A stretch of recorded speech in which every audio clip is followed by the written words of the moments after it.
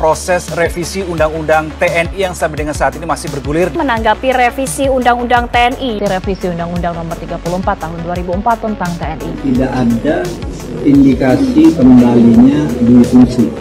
Indonesia tahun 2045 tantangannya semakin dahsyat dan untuk itu perlu kesiapan keorganisasian di level TNI dan juga di level kementerian dan lembaga yang lain. Undang-undang ini sudah lama sekali dari tahun 2004. Artinya harus menunggu 24 tahun lebih. Padahal perkembangan dunia itu harusnya direspon dengan cepat. Sebagai komponen cadangan, ya, jadi tidak ada wajib militer di Indonesia lagi, ya, tidak ada definisi di Indonesia lagi. Jangankan jasad arwahnya pun udah nggak ada. Ya.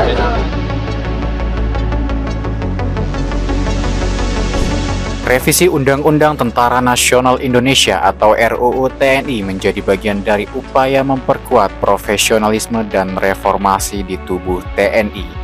Isu tentang kembalinya dui fungsi ABRI tidak terbukti. Revisi ini tetap berpegang pada prinsip demokrasi dan reformasi, memastikan bahwa TNI tetap menjalankan perannya sesuai dengan amanah konstitusi. Pada masa sebelum reformasi, kebijakan dui fungsi ABRI menempatkan TNI dalam posisi menentukan keputusan politik bersama birokrasi dan partai tertentu, membatasi ruang demokrasi. Kini, sistem tersebut tidak lagi berlaku. Keputusan politik sepenuhnya berada di tangan rakyat melalui mekanisme demokratis yang telah diperkuat oleh berbagai regulasi yang menandai berlakunya supremasi sipil.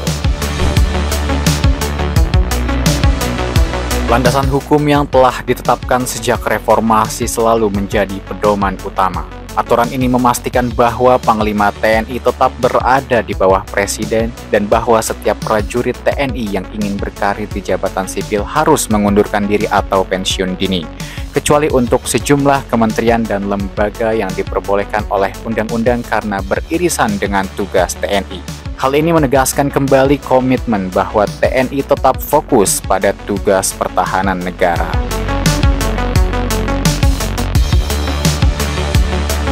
Seiring perkembangan zaman dan kebutuhan pemerintah yang selaras dengan kepentingan dan keamanan nasional, revisi ini juga memberikan penguatan secara legalitas bagi TNI untuk penempatan di sejumlah kementerian dan lembaga yang telah bersifat existing namun belum tercantum. Tentunya penguatan tersebut tidaklah mengarah pada kembalinya dui fungsi ABRI, melainkan sebagai bentuk kontribusi dan sinergi untuk mendukung kepentingan nasional dalam menghadapi ancaman pertahanan negara, termasuk dalam konteks nirmiliter maupun hibrida.